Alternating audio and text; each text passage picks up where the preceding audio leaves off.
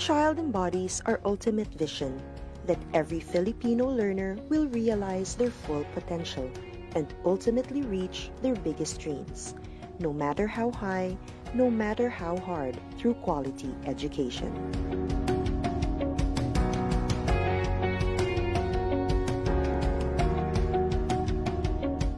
And as our learners aim to soar, we must continue to elevate our goals.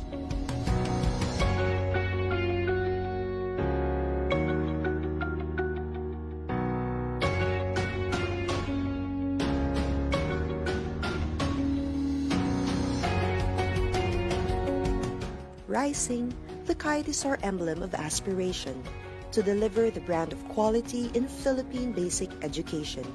The quadrants of the soaring kite symbolize the key reform areas in forwarding this cause, as we embark on this aggressive reform to yield upskilled teachers, well-developed curriculum, improved learning environment, and responsive multi-stakeholder cooperation. Using the colors of our flag, the logo symbolizes our unity and serves as a reminder that it takes a nation to educate a child.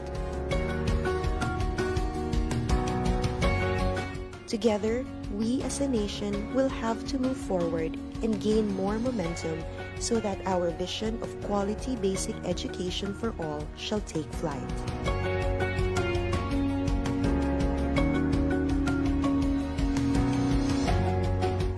Sama-sama sa pagsulong ng edukalidad.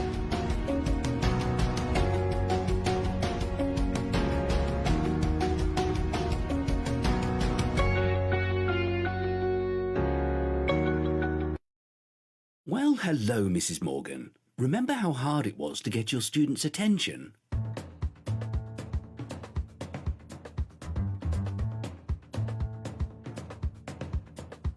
Oh, Mr. Jeski, any explosive ideas?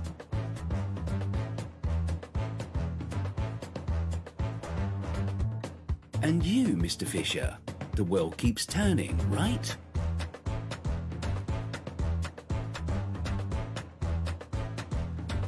Okay, we're past all that, because now we have Microsoft Educator Center.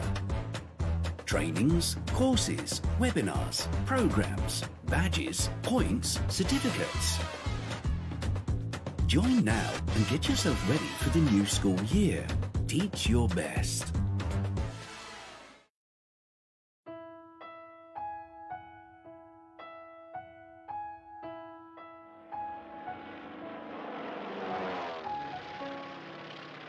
Nang sumiklab ang giyera sa Marawi, maraming buhay at kabuhayan ang nawala. Maraming kabahayan at paaralan ang napinsala. Sa kabila ng matinding suliranin, naging matagumpay ang DepEd na mabigyan ang mga mag-aaral ng pagkakataong ipagpatuloy ang edukasyon at muling bumangon sa sitwasyon. Habang naghihintay sa pagkumpuni at pagsasaayos ng mga paaralan, nagkaloob ang DepEd ng mga temporary learning shelters, remedial classes, learning kits, at feeding programs para sa mga displaced learners.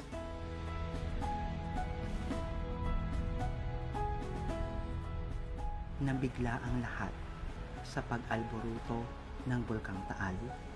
Libo-libong pamilya, kabilang ang mga guro at mag-aaral, ang nawalan ng tirahan at mga ari-arian. Mabilis ang naging tugon ng DepEd upang makapagpatuloy sa pag-aaral ang mga apektadong mag-aaral. Sinikap ng mga guro na turuan ang mga mag-aaral na pansamantalang tumuloy sa evacuation center.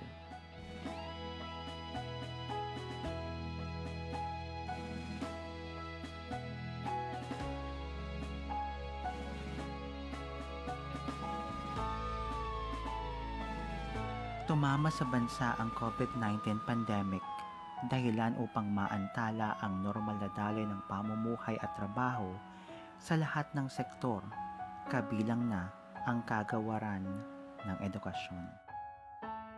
Nang ipatupad ang Luzon lockdown, inilunsad ang DepEd Commons upang tuloy ang pagkatuto ng mga learners habang nasa bahay. Sa kabila ng mabigat na hamon sa ilalim ng new normal, patuloy na nagpunyagi ang DepEd upang maghanap at maghatid ng mga alternatibong pamamaraan upang magpatuloy ang edukasyon sa pinakaligtas at pinakaangkop na paraan. Sa ilalim ng Learning Continuity Plan, layunin ng DepEd na magpatuloy ang edukasyon nang hindi nakokompromiso ang kapakanan at kalusugan ng mga guro at mag-aaral.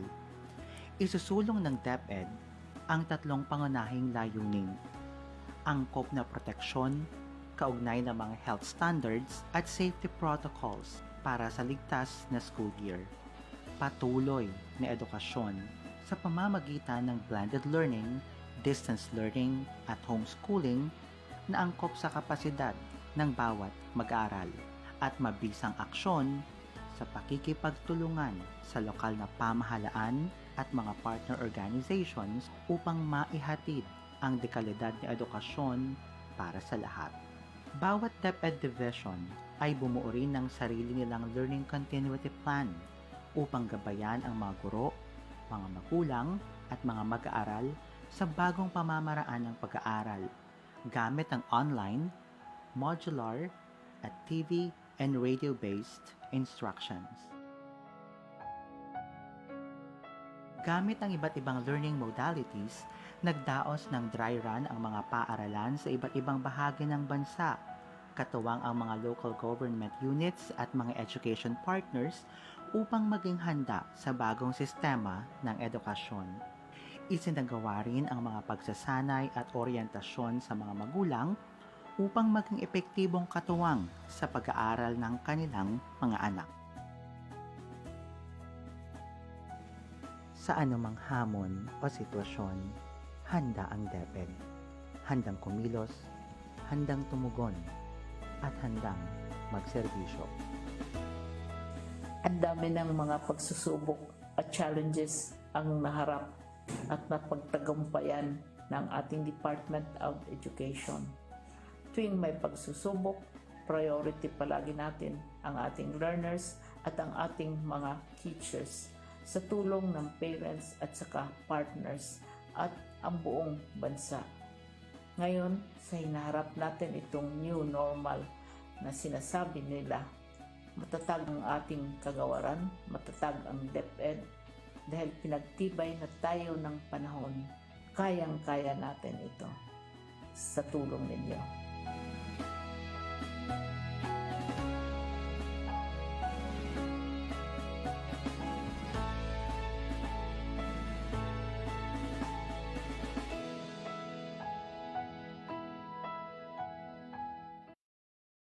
G'day everyone, I'm Mark. As a teacher and a former principal, I know that professional learning often comes at the end of a very long day. But there are exciting, less structured ways to be in the driver's seat of your own lifelong learning. A great place to start is by engaging with our Microsoft Innovative Educator, or MIE community. This global community is big, in fact it's enormous. Our MIEs love connecting. Monthly tweet meets are global gatherings of inspiring educators around big topics, and their Facebook group acts as a persistent home for discussions and shared activities. Another way teachers are learning within communities is through Microsoft Teams. Now, greater teacher collaboration improves teaching across schools, and Teams is the ultimate platform for a professional learning community. It's open-walled and socially embedded, so you can incorporate your OneNote Staff Notebook PLC and have access to all the goodness of video chat, phone, and collaboration tools. With Immersive Reader built in, it's inclusive and accessible on any device. Your learning community is just a click away. Last tip, our Microsoft Education Centre offers great ways to gain new skills with courses tailored uniquely to your needs. Make it a collaborative experience by picking a MEC course to do together with your peers. And as a bonus, you can practice collaborative learning by exploring a research paper, like the Class of 2030, and treat it just like a book club with your colleagues face-to-face or in teams. The link to that research, it's in the description. Remember, learning is socially embedded. It's best done together for students and for teachers. Happy learning.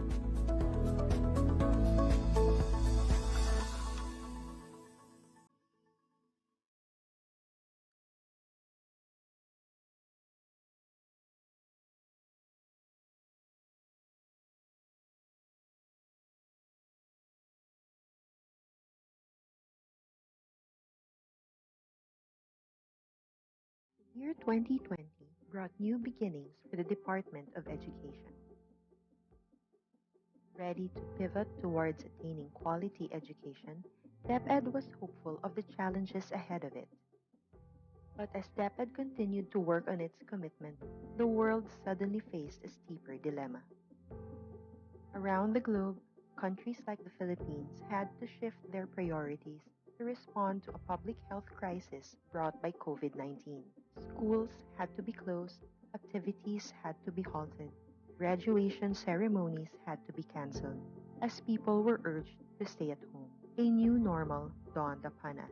As soon as DepEd realized the impact of these disruptions in education, it began to proactively craft its learning continuity plan last April to ensure that learning opportunities will still be available. Consulting with partners and advisors through the Education Forum, as well as legislators, teachers, parents, learners, and the general public, DepEd made sure its LCP encompasses the concerns of the whole education sector in responding to the crisis. Its topmost priority being the protection of the health, safety, and well-being of learners, teachers, and personnel. To make informed decisions, DepEd first analyzed relevant data and epidemiological picture for the incoming school year. DepEd also issued guidelines on its required health standards to be adopted in all public and private schools and DepEd offices following DOH and IATF protocols. It covers 4 COVID-19 mitigation objectives, namely, to increase physical and mental resilience, reduce transmission, reduce contact, and reduce duration of infection. The LCP also outlined how learning continuity will be ensured. It streamlines the K-12 curriculum into the most essential learning competencies and allows the use of distance learning, homeschooling, and blended learning modalities. Since conducting face-to-face classes will be a risk in most areas, DepEd has anchored its delivery of education to modular, online, TV and radio, or a combination of all. Guided by teachers, modular learning will allow learners to use self-learning modules in a format applicable to learners' capacity. In online distance learning, teachers will facilitate and engage learners' participation through the internet, whether synchronous or asynchronous. TV and radio-based instructions, on the other hand, are converted lessons fit for the broadcast medium. The LCP assures that all our learners, including our SPED, ALS, Madrasa students, can still access education even within the confines of their homes, and ensures that their household capacity will not hinder their right to education. To make this possible, our joint Brigada Eskwela and Oplan Balik Eskwela is assisting the preparations for the rollout of the LCP. On May 8, the LCP was approved by the IATF. The President also gave it his full support and expressed his commitment to meeting the financial demands of its execution. The implementation of the LCP will not be easy. It is not a perfect plan, and complications can be expected along the way. But extraordinary times call for extraordinary and proactive measures, and the Department of Education is ready to address the challenges along the way with the help of our national and local government, partners, parents, and learners. As one nation, learning opportunities shall be available in this brave new world for our Filipino children.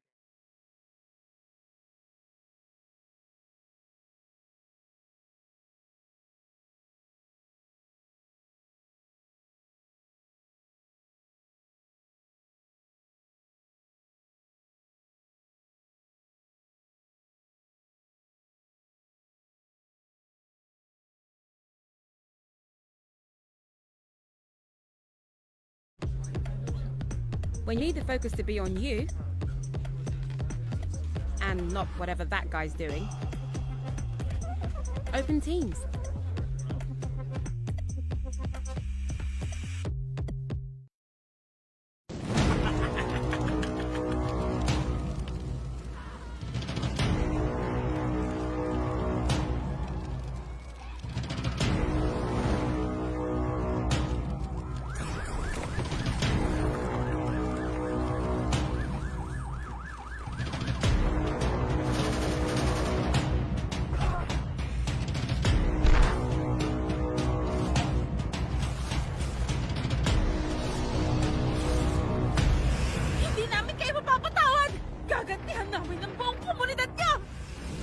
Subukan mo! Tutal na wasak na naman namin ang lahat ng ari-arian nyo!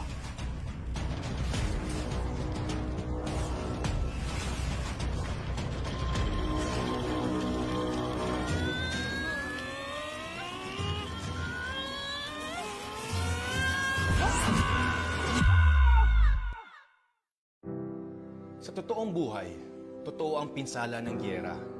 Mula noon hanggang ngayon. Para limitahan ang kalupitan ng giyera, nagkaisa ang mga bansa 70 taon na ang nakalipas upang itaguyod ang Geneva Conventions.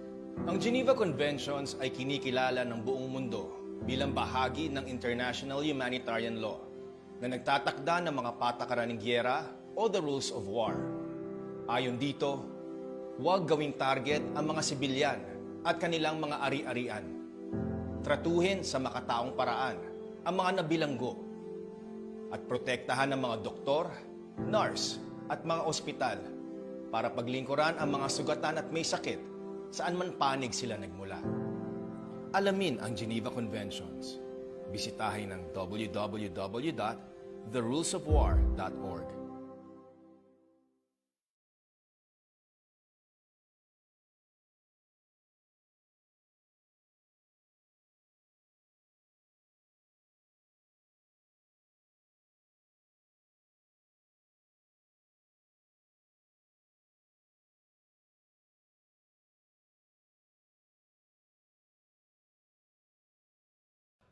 Hi guys! So I just came from a meeting and I was just told that I would be leading this fundraising concert for International Students Day.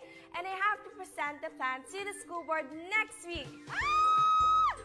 Okay, I'm going to need some help. Let me create a team space and invite my dream team.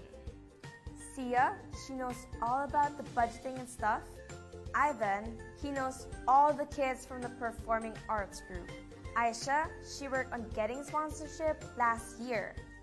And Sam, because he's so cute. Let me lay out all tasks in Planner and kick things off. So, I'm almost done with my event concept and inspiration board. I just need Ivan to do some final tweaks and plug in the repertoire. Budget from Sia? Check. Sponsorship plan? Check. Done! Whew! When you start using Microsoft Teams, teamwork really does become easier. So now I'm heading over to present the plan to the school board. Wish me luck!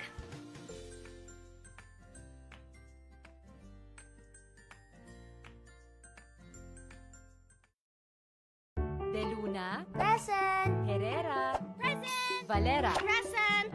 Handa ba tayo sa school year 2020? Present! Ngayong taon, ang edukasyon tuloy pa rin. Sa tulong ng DepEd, mga guro at mga magulang, ang handang isip, handa bukas. Tuloy-tuloy ang pag-aaral. May mga modules para sa iba't ibang antas. Sa government TV, maging sa radyo. Mahalagang ligtas ang ating mga estudyante at guro. Kaya kahit nasa bahay, tuloy ang edukasyon. Kung tulong-tulong, may paraan, may aralan. Handang isip, handa bukas. Bisitahin ang DepEd Philippines sa Facebook at ang deped.gov.ph.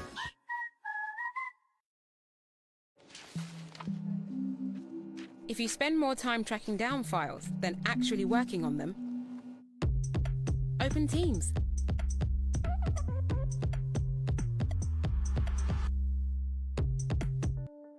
The COVID-19 pandemic has brought unprecedented changes to our usual ways of living. But the Department of Education remains unfazed by these challenges to fulfill the mission of Sulong Edukalidad, the rallying call for national effort to deliver quality basic education to all Filipinos, which involve aggressive reforms in the 4 key areas: the K-12 curriculum review and update, improving the learning environment, teachers upskilling and reskilling, and engagement of stakeholders for support and collaboration to move forward together as we prepare the education system for the future. The call for Sulong Edukalidad will continue, and we have built the framework of the Basic Education Learning Continuity Plan, or the BELCP, to put the needs of the learners at top priority. DepEd's BELCP is the major response and commitment to protect the health, safety, and well-being of learners, teachers, and personnel. The plan aims to provide opportunities to continue education even in these trying times with a BELCP in place, supported by an unprecedented number of diverse stakeholders from the academe, media, industry groups, NGOs, business and private individuals.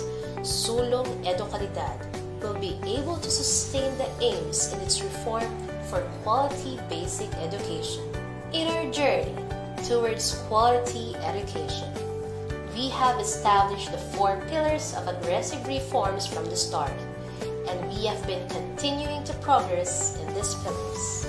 In improving the learning environment, we took action in the construction and rehabilitation of school buildings, ensured the availability of learning materials and equipment, and prioritized our last mile schools.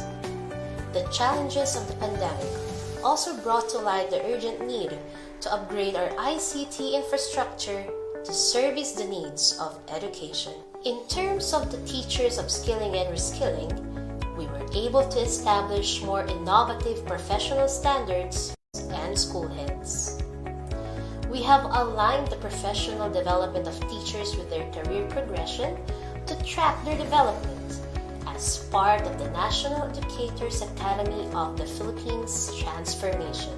With the launch of the Education Futures program, where we will be focusing on innovative actions and solutions to improve the state of our education, we are now more than ready to start a new journey and continue our fight for quality education for all Filipino learners.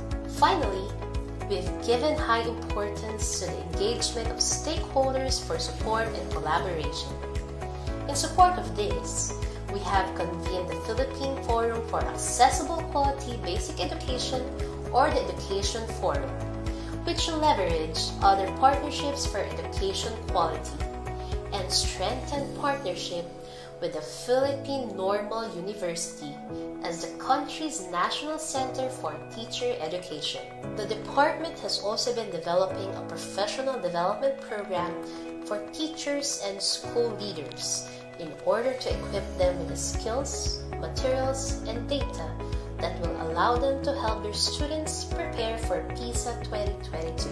This intervention consists of the following components: online training for teachers and school leaders, development of learning materials and practice tests for students, deepening the analysis of the PISA 2018 results, and supporting school-level action research.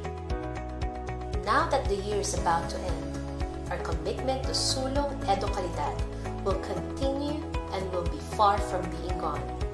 With a lot at stake, considering our new knowledge and experience from this year's challenges, we are equipped to face a new future. As we head on to the future where we will face many challenges and uncertainties, the department will always be the guardian of every Filipino learner's right to education.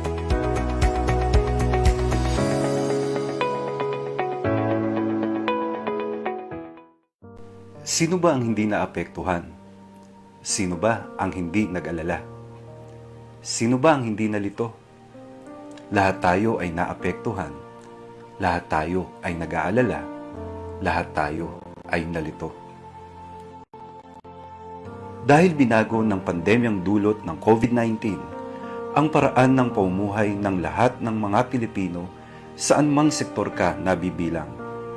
Tumigil ang panandalian ang ating mga nakagawian. Tumigil ang lahat ng uri ng transaksyon. Tumigil ang lahat ng operasyon ng mga paaralan. Nakalilito. Nakakaba. Paano na ang kinabukasan ng mga kabataan? Paano na tayo sa hinaharap?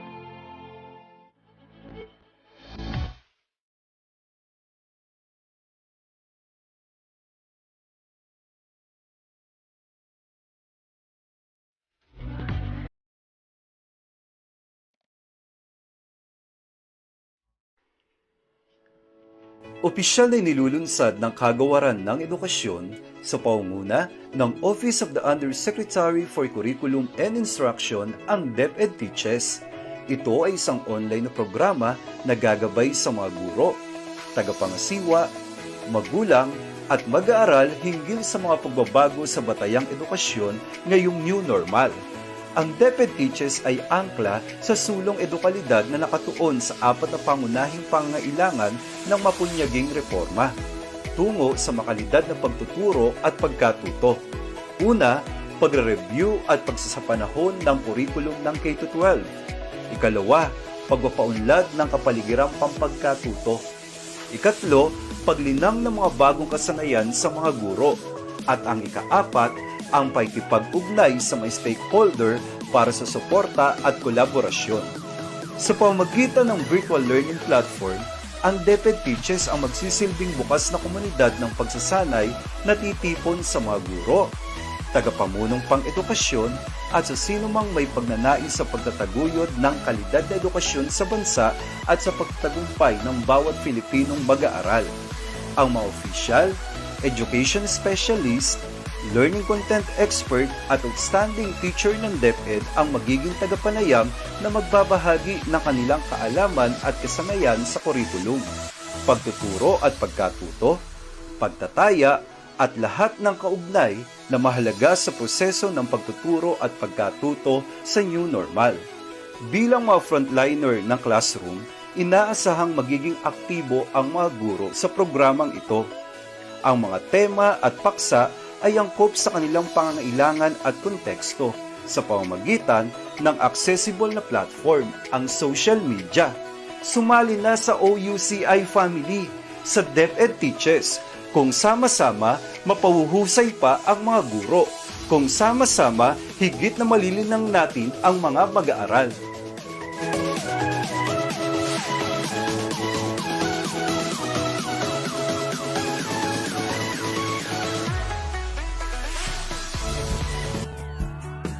All our viewers live on our official Facebook pages, the DepEd Teaches, DepEd Philippines, DepEd Tayo, and on YouTube, DepEd YouTube channel. Just this week, we were hit by a typhoon and we hope that everyone is well and staying safe and healthy. To all our new followers, we welcome you in our online community here in DepEd Teaches, where we have prepared an array of powerful presentations that will increase your knowledge and broaden your perspective on learning and school management through the lens of our school leaders and outstanding teachers. And if you have not followed our official Facebook page, the one that you see now on our screen, please like and share DepEd Teaches Facebook page.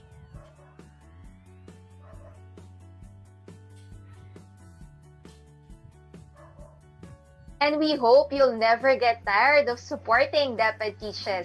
Again, we wholeheartedly welcome you all to our 16th episode under the theme Assessment and Reporting, which we strongly believe that you are very much excited to listen to this presentation because this is relevant as we design our assessment tasks for this school year in compliance with the interim guidelines for assessment and grading in light of the Basic Education Learning Continuity Plan as stipulated on DepEd Order number 31 series of 2021. Hello, Sir July. How are you? I'm just wondering, from a scale of 1 to 10, how important is assessment to you, 10 being the highest? Personally, Ma'am Ana, I would say 10. For without assessment, learning would not be valid and reliable. Without assessment component of instruction, I think we are at lost. I imagine the assessment as an engine that drives us toward the destination, which could be the standard or competency in the curriculum. So how can we move forward without assessment? Hence, 10 is my personal rating. Also, Ma'am Ana, we all know that assessment is not a novel topic and there have been various discussions and researches about this. But why do you think assessment and reporting remains one of the pressing concerns today? That's a good question. Indeed, we know a lot of things about assessment, Like we are very familiar with summative, formative, assessment of, assessment and, assessment in learnings. But because of the variety of assessment available, considering the uniqueness of every learner, the nature of our discipline, and on top of that, we've shifted to various learning delivery modalities. These are like stumbling blocks. And maybe at some point, we've felt uncertain or we've asked ourselves, are we giving the right and proper assessment? Sir July, why do you think some assessment don't work? Or those assessment probably we've had before in a regular face-to-face might not be equally effective when we use it today? Interesting point you raised here, Ma'am Anna. I think regardless of the assessment type, we should always look into the consistent principles that govern assessment, and these are none other than reliability and validity. It's always good to go back to the basics because we might have been so complacent of what we have been doing in the past years, yet forgetting the essentials. I absolutely agree with you, Sir July. As they say, we should learn the rope, know all the ins and outs, so we will all be on the right track, just like when we do assessment. And so at this point, let's invite our viewers to join us for a quick mini challenge activity to see if we really know the basics. So we will do a wordle, or known as a word cloud. So this will test your vocabulary. To visualize what a wordle is, which for sure you've seen one before, let's show what a wordle is. Okay, so this is an example of a wordle that we will try to create.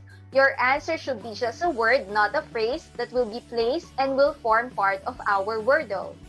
So for the first wordle challenge, please list down as many words you can associate to assessment.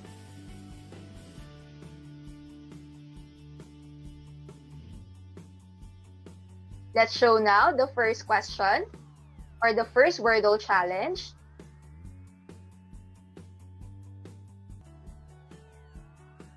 List down as many words related to valid and reliable assessment. When you think of assessment, what comes to your mind? You have 30 seconds now.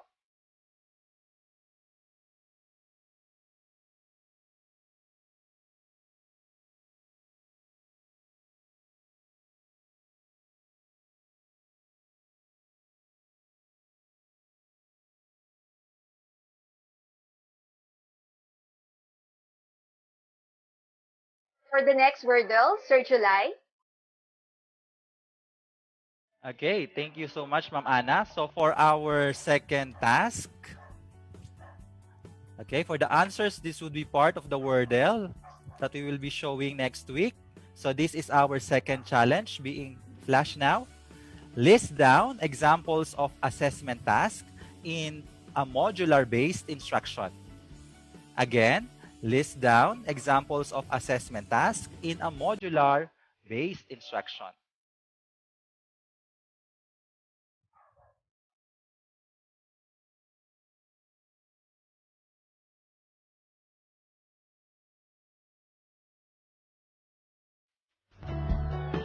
In our FB comment page. So at this point, let us know the nitty-gritty of valid and reliable assessment. Let us introduce our resource person. We are privileged that Sir Florante Vergara has joined us today. Sir Vergara is eager to bring education stakeholders into the 21st century using a unique combination of inclusive education coupled with his 30 years of experience in teaching, management, and supervision using ICT to effectively systematize educational operations and internal efficiency in the department with the following academic preparations.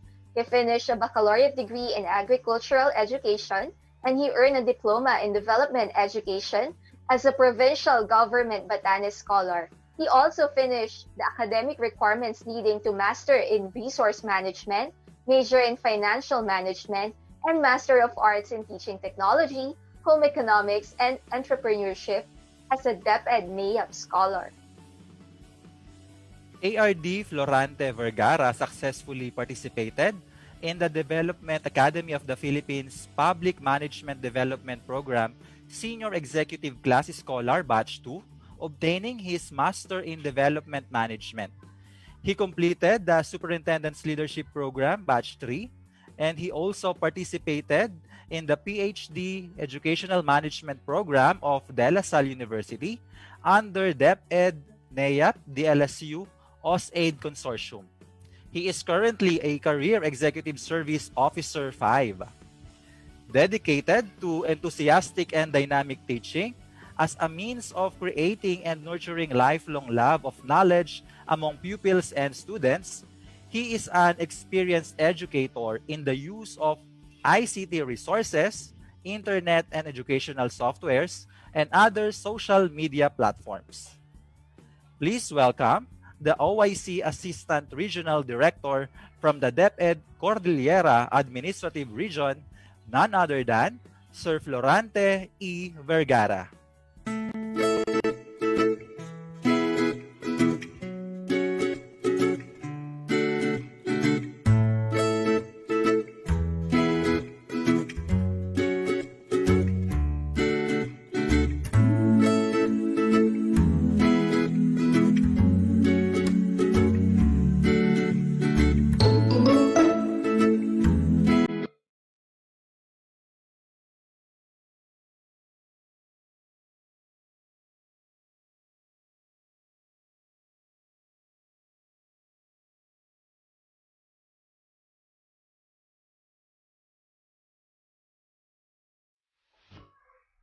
Good afternoon, Philippines. Good afternoon, DepEd. Again, we are gathered for the DepEd Teaches episodes. And I am Florante Espinosa Vergara, the OIC-ARD of Cordillera Administrative Region, to share with you this topic or this concern on ensuring validity and reliability in preparing formative and summative assessment. First of all, I wish to acknowledge my Regional Director, Ma'am Estela L. Carino, for this great opportunity to share this topic with you. And so, brace yourselves as we discuss formative and summative assessment appropriate for distance learning modalities and assessment validity and reliability in the new normal. My presentation outline will be focused on the provisions of DepEd Order 31, Series of 2020, where we will discuss the difference between formative and summative assessments, written works, and performance tasks. I would like to share also with you what are the SLM or the LAS-based formative summative assessment. What are the sources of evidences, documents for the learner's portfolio, and other performance task management, for example, home-based, project-based, community-based, their involvement in community activities, so that there is no reason why these children or the learners will fail in their subjects. And the last topic will be, how do we ensure assessment validity and reliability in the new normal? Okay? So first, let us discuss the meaning of assessment. DepEd issued the Basic Education Learning Continuity Plan through DepEd Order 12, Series of 2020. And in page 35 of the said order, it says there that F, assessment, meaning the learning outcomes in the form of knowledge, skills, attitudes, and values which will be assessed. Learners shall prepare their portfolio or electronic portfolio to include written works and performances and even products, whether hard copy, soft copy, or a combination of both. The portfolio or the electronic portfolio content will be assessed using given rubrics that capture the evidence of learning. Other forms of testimonies of parents and other adults, including community leaders aside from teachers, may also be considered assessment.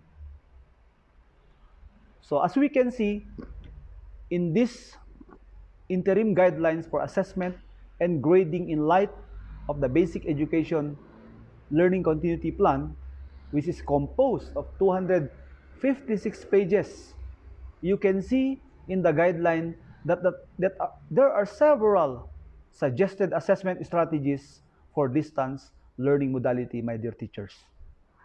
So you can see that it is the commitment of the department to ensure that the teaching and learning continuity while looking after the health, the safety, and well-being of its learners. And as our Secretary of Education said, Madam Liling, education must continue. And the teachers are the forefront in this activity.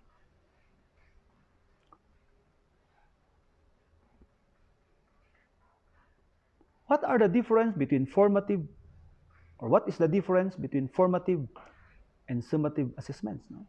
So in the same DepEd order, we can see here that in item 15, formative assessment is about getting better. So it should be specific, frequent, repetitive, and free from the restrictions of grading. No? As emphasized by Christodoulou in 2016, no? It should be target skills that are necessary to the attainment of learning competencies as measured in the summative assessments. Okay, so we consider that formative assessments can be found, no, in the different self-learning modules afterwards, which I'm going to present in the next or the succeeding slides. No? And summative assessment also means to evaluate student learning at a particular points in each quarter. So it could be a quarterly assessment, no, which shall continue in the form of written works and performance tasks. For formative assessment, it could be daily, no, assessment that can be given by the child, no, at a particular topic or lesson in his SLM or found in his SLM. So what are the components of formative and summative assessments? There are two components. So we have the written works or the WW or performance task or the perf task. So what are the written works? Written works shall be administered to assess essential knowledge and understanding through quizzes and long unit tests. Items should be distributed across the cognitive process dimension as stated in page 4 of the classroom assessment, no? Using a combination of selected response and constructed response format so that all are adequately covered.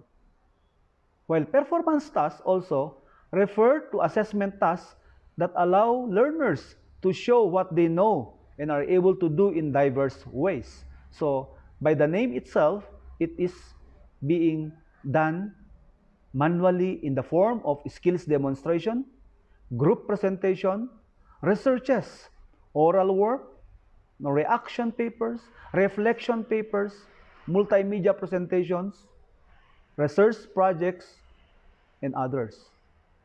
It is important to note that written output may also be considered as performance tasks. So you can see that, for example, if the child was able to write a reflection on his activity in farming, for example, which is the context of the Cordillera vegetable gardening, then that could also be considered as a performance task based from this DepEd order. Okay? So the 21st century assessment is anchored, no, in support to DepEd order number 8, series of 2015, which is the classroom assessment. You can see there that assessment by self or by peers, no? As stated a while back in the definition, that the testimonies of the parents, the friends, no, the barangay officials, and other members of the family may also be considered as assessment. Because you can see that the world, no, of the child is very vast. You can see the rich real-world tasks where the child could have several forms of reflection where we can draw in order for that child to given a point or a grade in his or in her output. And that is the essence of 21st century assessment. Not so much centered or anchored in the written output, but also on the other aspects of assessment, which is self and peer assessment.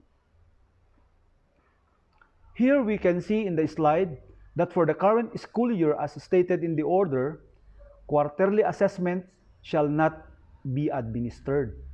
Okay, so however, days allotted for quarterly assessments as stipulated in DepEd Order 7, Series of 2020 or the School Calendar of Activities for school year 2020 to 2021 may be used for the presentation of major performance for the quarter that addresses the performance standard. So I will show you here two tables. The table 1 is the weight distribution of the summative assessment components per learning area for grades 1 to grade 10. While table number 2 speaks about the weight distribution of the summative assessment components for senior high school. As you can see, there are two elements in the assessment, the written works and performance tasks, both in table 1 and in table 2. No? Let us try to look at table 1. For languages, araling panlipunan, and of course, education sa pagpapakatao, pagpapahalaga, no?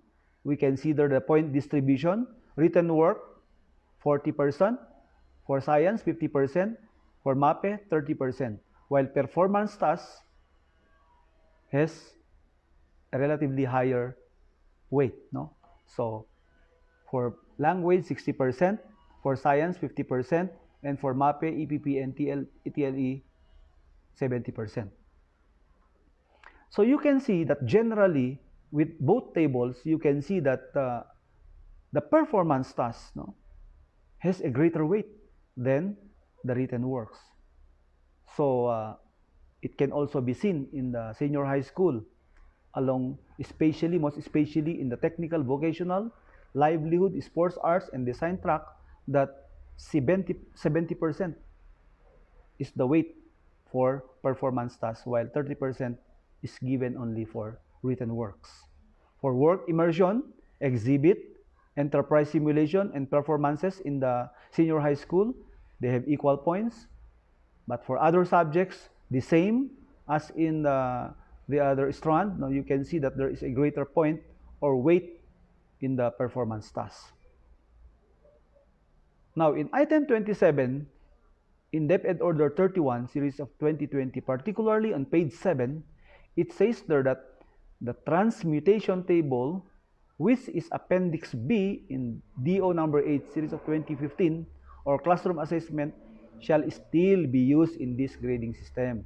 So you can see that based from the result of the written works, we can also refer it to the transmutation table in the foundation of the DepEd Order 31, which is DepEd Order 8. The guidelines on learners' progress report, as well as on promotion and retention, shall likewise follow the provisions cited in the said policy. Okay, so you can see there that no quarterly assessment in the automated rating sheet. Okay, so there is also a very good role of technology, which plays a substantial role in helping teachers in the development of communication, implementation, and grading of assessment tasks. Okay, so as gleaned from this slide, we can see that we can get the forms of assessment from the elements, whether it is a self-learning module or that from the learner's activity sheet.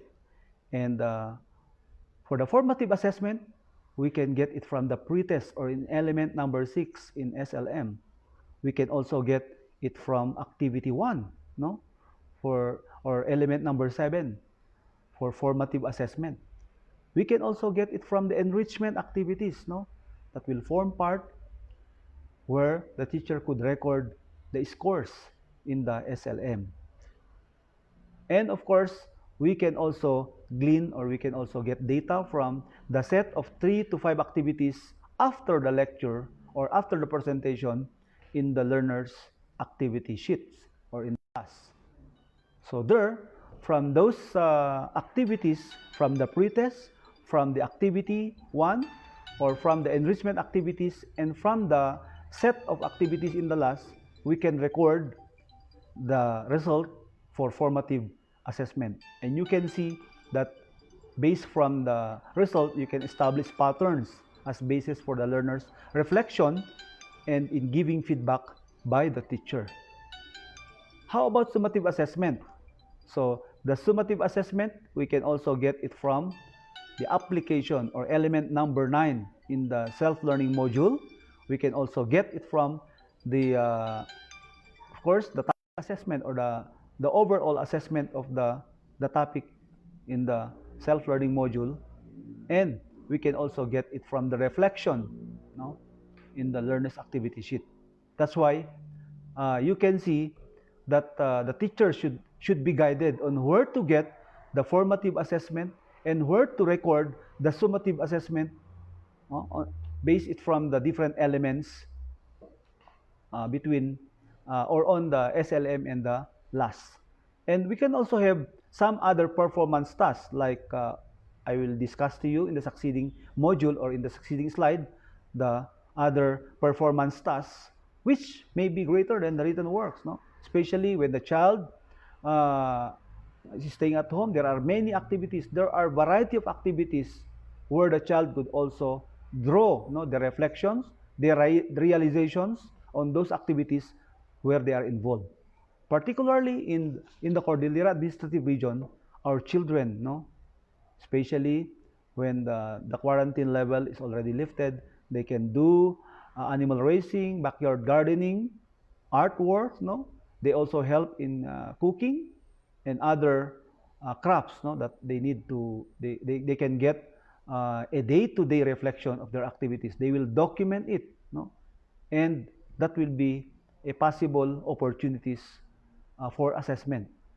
For children, for the elementary pupils, they can also get possible kitchen and dining schedules as opportunities for learning where they can integrate mathematics, they can integrate other learning areas, science, in their activities at home, where we could also draw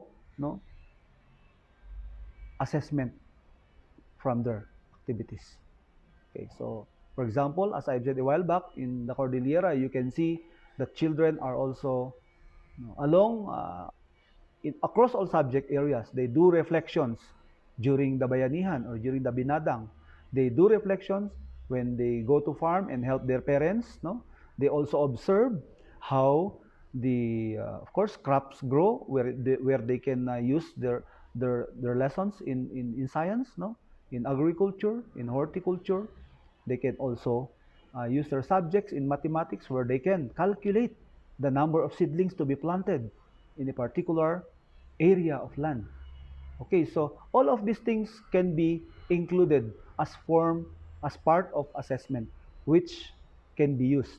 It may be written in English or in Tagalog or in their dialect for as long as there is an output of the children, and that is also considered as assessment. Okay, so now, how do we ensure the validity and reliability of assessment in the new normal?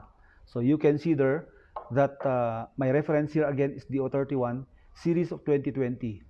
So how do we ensure assessment, validity, and reliability in the new normal? You can see that all classroom assessment activities should comply with the following principles. First, Assessment must be aligned with the curriculum and related directly to the content and performance standards in the MELC. Second, assessment should only assess what the learners actually learn.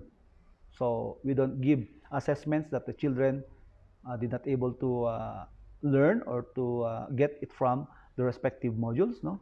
And assessment activities and assessment criteria accurately measure the extent to which learners develop the required competencies and standards for their grade level. Okay? So fourth is there should be a clear and consistent procedures to be followed in developing assessment activities. So directions must be clear, detailed, and of course concise. No? And if possible, if it could be done, it could be also be contextualized in the learner's language, so that the more that the children will be able to understand. No? And fifth, assessment activities should also consider the learner's, of course, race, gender, learning needs, learning style, language of learning, and of course, the abilities and the disabilities, even the cultural background and socioeconomic status of the learners must be considered wholly to ensure that assessment will not be biased. No? And last, assessment must give learners a range of ways to demonstrate their achievements. So those are the principles involved which should be complied with. And how do we ensure then assessment validity and reliability in the new normal? Okay, so according to experts, no, this is their thought about ensuring assessment validity. First, if the self-learning module or the learner's activities was quality assured properly at the central, at the region, or even at the division level, the content and assessment content is assumed to have undergone phase validity check. That's correct, because there is a congruency between assessment and the content itself. No? Second, there is also a challenge on reliability check since different learning delivery modalities are being used. Some students use online, pure online, blend online plus radio-based instruction. In the Cordillera, we also use the handheld radio instruction, the single sideband radio instruction, where the teacher can interact directly with the student. Some are also using DepEd Commons. Okay, so, but when students are grouped according to the same learning delivery or modality, either by pair or a combination or single, then the reliability has to be strengthened. And of course, one size fits all in all learning areas lowers validity and reliability. The context of my region may not be the same with the context of the other regions. So the assessment that was prepared by a particular expert in the Visayas or in Mindanao may not be of the same content assessment, context assessment in the context of the Luzon students or learners. So consider the context of learners in order to assure quality learning delivery, because valid and reliable measurements provide a good feedback on quality learning. So that if these are ensured, the teachers need also to differentiate learning if we like to improve validity and reliability. Now, we have been through with ensuring that assessment, reliability, and validity through the slides that I have shown you. So it's up to you, my dear teachers, to give the extra mile to the students. Nothing is being done without the teacher who is caring, who is able to understand the situation of the children. So let us try to involve our students in the process of self-evaluation. Let us empower them in the development of critical thinking skills by allowing them to use all their capabilities. And of course, by also opening our eyes to the idea that we are in the midst of pandemic. And we have to understand that when a child was not able to answer back the self-learning module or the learner's activity sheet, which we have given them, then we have to write them. We have to diagnose what are the reasons. We even extend our help by following the protocol. What was the reason? And of course, the intervention that we are going to do for that child to pass the subject, because we are in the midst of pandemic. Yes, gawis ay agaw ta ko amin. And in conclusion, I wish to thank the Office of Undersecretary for Curriculum and Instruction for this opportunity for Cordillera Distribution Region to share the concepts, the concern of many teachers regarding the validity and reliability in preparing formative and summative assessments. Let us consider that our learners are in varied situations, my dear teachers. So let us all exhaust all the means, all the things that we have learned in psychology to help our learners, not to be basing our decision in grading them based on the submitted modules, but let us try to extend our help by giving them the necessary. It may not be the highest grade that they were able to get this year, but at least they were able to pass the subject. With that, thank you very much and blessed afternoon sa atin pong lahat.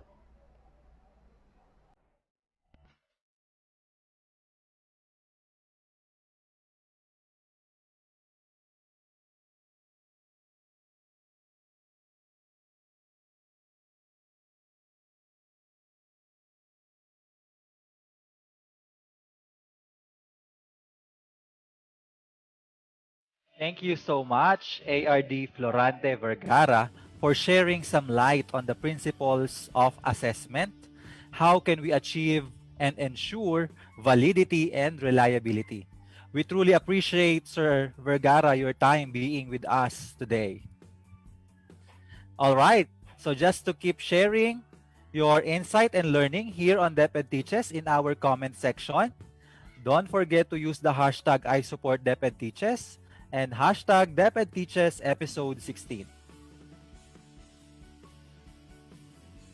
So before we end, we have few announcements. Okay, so for episodes 15 to 18, we only have a single registration and one evaluation, which will be given on episode 18. So for you to receive your certificates of appearance and participation, you must pass the evaluation, in which questions will all come from these 4 episodes. So you see the link on the screen right now. You can rewatch all our other episodes on our official Facebook page, DepEd Teaches. So this is a wrap-up for the second entry under the theme Assessment and Reporting.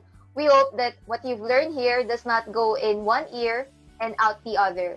Let's value this moment and translate this into good assessment practice.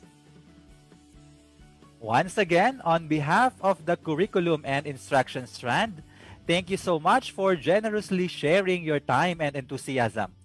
It is our hope that you will always actively participate and join us every Thursday here on DepEd Teaches. For our mission is empowering teachers, enabling learners. A pleasant afternoon, everyone.